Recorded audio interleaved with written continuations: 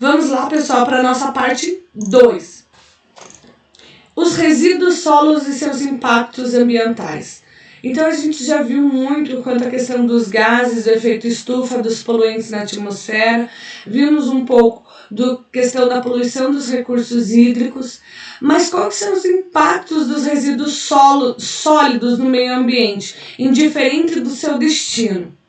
Então o crescimento urbano, crescimento das grandes cidades, fez com que aumentasse o contingente populacional nessas regiões. Então, houve uma maior concentração populacional nessas regiões. Com isso, aumentou o consumo, a necessidade do consumo e a quantidade de pessoas consumindo produtos aumentou nesses centros urbanos. Com isso, exigiu com que os setores de produção em geral aumentassem a demanda do seu setor produtivo, para que nós tivéssemos mais conforto na nossa residência. Então, aumentou a produção de equipamentos tecnológicos, de embalagens e produtos. Agora, na pandemia, a gente está lidando com o aumento da produção de resíduos sólidos por causa do aumento do processo de delivery, alimentação em casa, onde vem embalada, e isso faz aumentar os resíduos.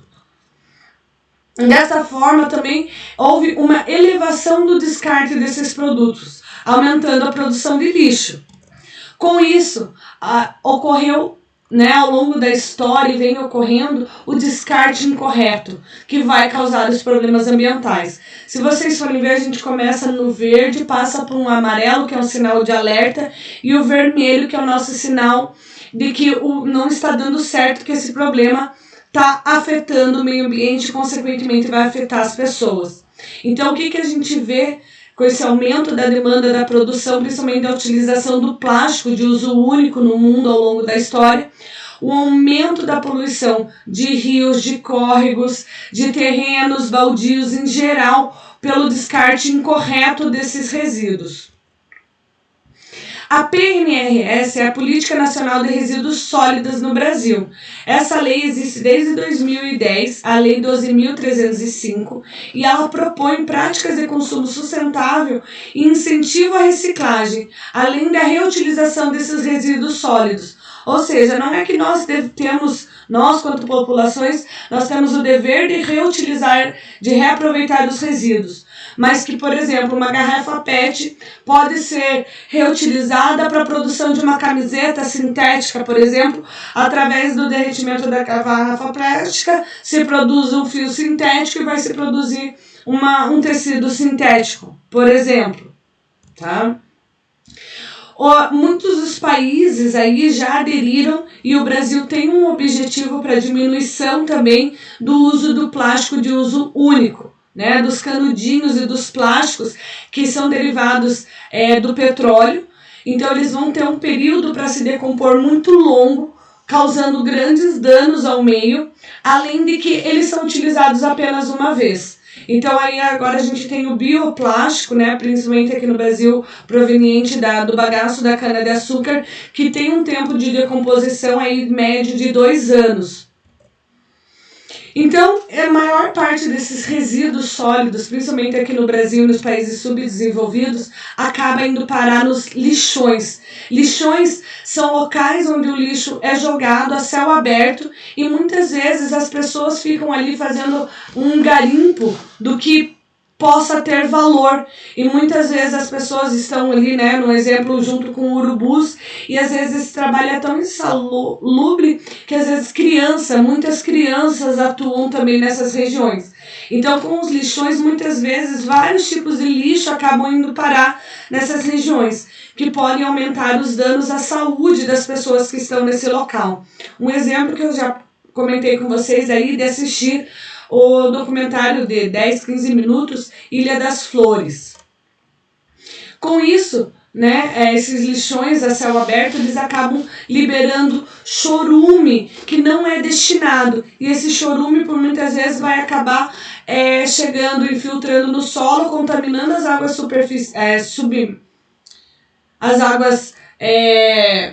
os lençóis freáticos e aquíferos, assim como os córregos e rios próximos a essa região, além de contaminar e também afetar a vida do ser humano. Então, só no Brasil existem mais de 2 milhões de lixões.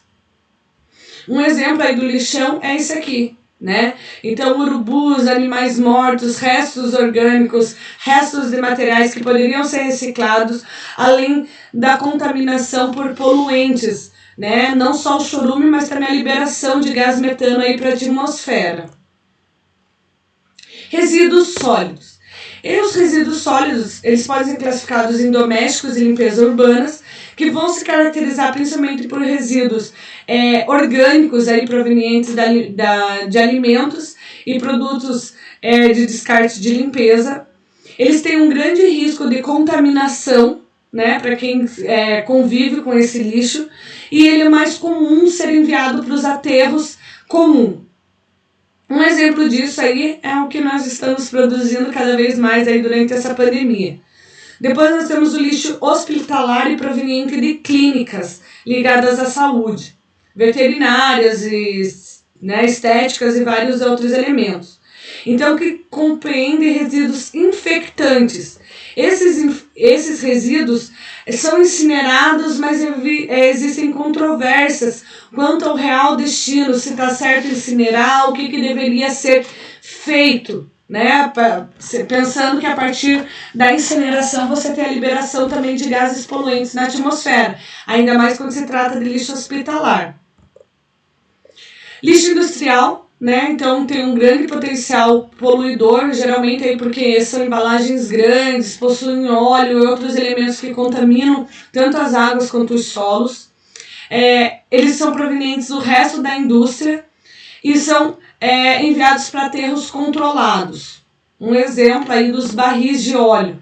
Construção civil. Os resíduos sólidos da construção civil geralmente nós chamamos de entulho, que vai ser o resto de obra, junto com ferro, com tijolo, com cimento, com concreto e vários elementos aí. O destino para esses entulhos é de responsabilidade do gerador. Então, por exemplo, eu vou lá e contrato uma caçamba, a empresa da caçamba é responsável por destinar para o local correto, o que muitas vezes acaba indo parar em terrenos baldios, né? Então deve haver um aterro próprio. Um exemplo aí desse lixo civil.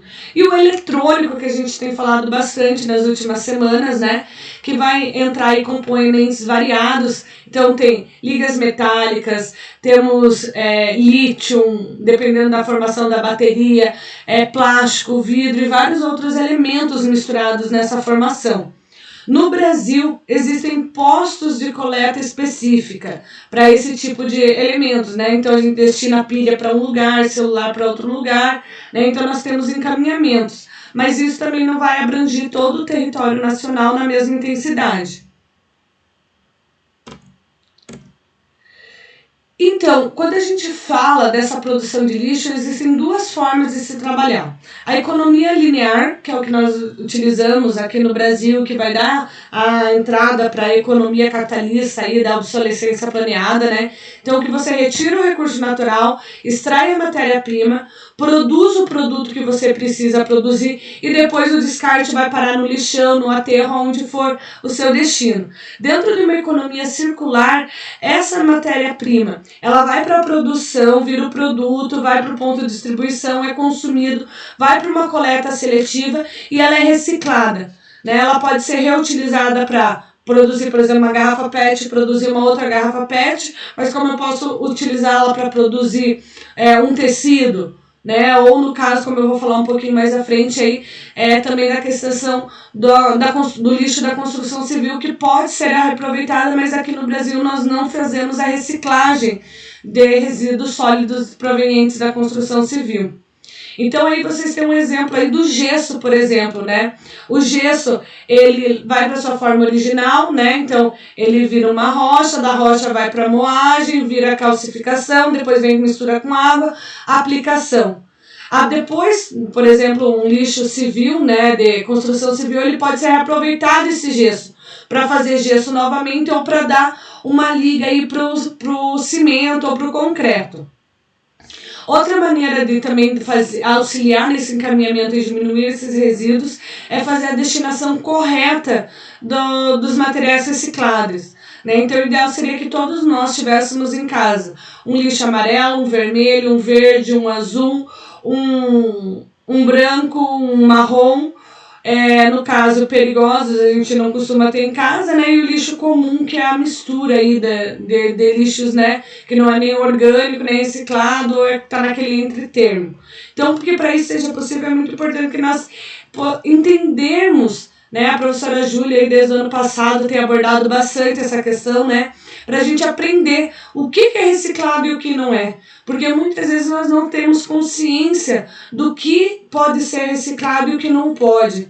E de que forma nós devemos fazer o descarte. Como, por exemplo, dar uma lavadinha na embalagem do leite, do iogurte, antes de jogar no lixo, né? Passar uma água, para que as pessoas que trabalham com essa coleta seletiva também não sejam contaminados e não tenham aquele odor forte. Tá? Para finalizar essa segunda parte, vocês devem realizar as atividades da página 25, exercícios 7, 8 e 9. Com isso, nós encerramos a meta 21 e até semana que vem. Um beijo, bom final de semana e bom estudo para vocês.